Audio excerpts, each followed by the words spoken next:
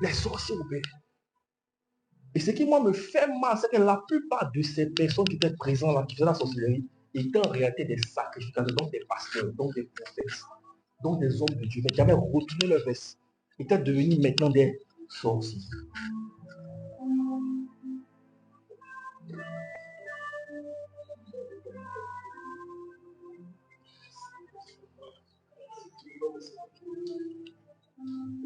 Donc, très souvent, les sorciers là sont à côté de nous. Hein? Souvent, celui qui veut te détruire n'est pas loin. Il est à côté de toi. Mais donc, vous savez, c'est quoi notre problème? C'est que nous, les Africains, très souvent, excusez-moi ce que je vais dire, on n'aime pas affronter nos problèmes. On aime toujours trouver, comme on dit, je n'ai pas dit bouc émissaire, mais un bouc émissaire ou un, je n'ai pas dit échappatoire, mais on aime toujours accuser une personne. Bon, je n'ai pas dit accuser, mais on aime toujours trouver un responsable de nos problèmes. Et très souvent, dans ce tenant, on fait des erreurs. Moi, je peux vous dire que 90% des personnes qu'on accuse être des sorciers, souvent ne sont pas des sorciers. Il y a les gens, dès qu'ils vont voir une grand-mère, un peu vieille, un peu la perdue, ils donnent des sorciers. On très souvent n'est pas sorcier. Et il y a plein de personnes qui sont accusées injustement comme ça.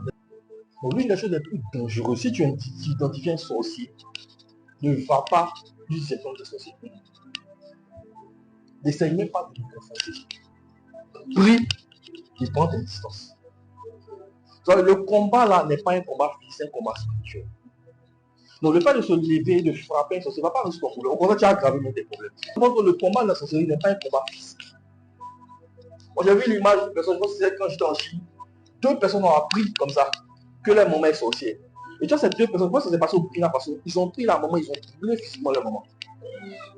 Moi quand j'ai vu cette image, je ne dis pas que la maman est sorcière. Mais quand j'ai regardé la maman n'est pas sorcière en réalité. Mais j'estime que eux, elles sont des sorciers. Parce que même si on te dit que ta maman est sorcière, comment tu peux te lever pour brûler ta maman? Ah! Et il y a des gens qui ont commis des erreurs comme ça. Bon, tu es venu saluer une fois ton frère, ta main, ton fils, tu es venu saluer devant ta main, c'est une façon qu'elle est sorcière. Non, peut-être que vous n'êtes pas compatible.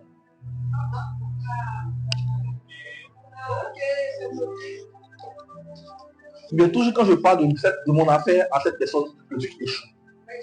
Ça ne veut pas dire qu'elle est sorcière. Donc l'une des choses les plus difficiles, c'est d'identifier les sorciers. Et tu ne peux pas identifier les sorciers tant que tu n'as pas les yeux spirituels. Et moi, je ne conseille pas à une personne qui est nouveau chrétien de se lancer dans ça. Généralement, quand tu deviens chrétien pour la première fois, tu as un zèle. Et tu commences à avoir une notion de suspicion.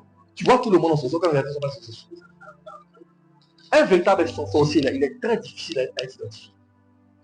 Ça peut être la personne la plus gentille de l'église. En plus, on enlève l'image à moi, elle me fait peur. On enlève l'image. Ça peut être la personne la plus simple de l'église. Mais il y a une chose qui ne rate pas dans l'identification des sorciers. C'est le regard. Pour reconnaître un sorcier, c'est pas ses yeux. Tu as senti une haine profonde qui se dégage de cette personne.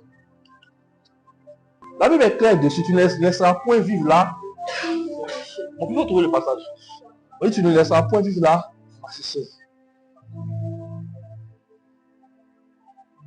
C'est des gens super dangereux.